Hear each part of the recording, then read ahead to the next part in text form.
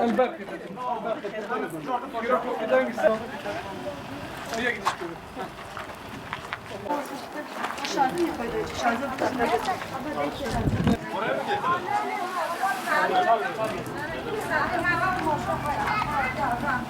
Babam ki ya baba. Ha seviyorsun.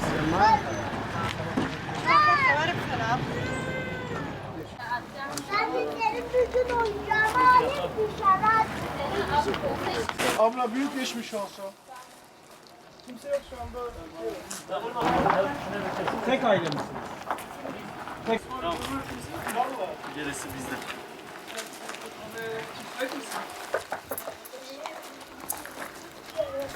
Tamam siz de yemeyin. Anne.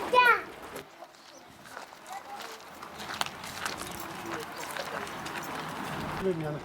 Abla büyük geçmiş olsun. Allah razı olsun. Allah sizden de Rabbim daha da yardımcınız olsun. Baba mı?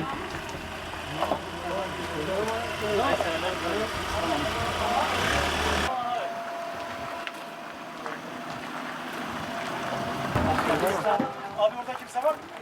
Yok. Altına mecburen bugün avancı bu gibi. Haydi ona buyurun. Haydi ona.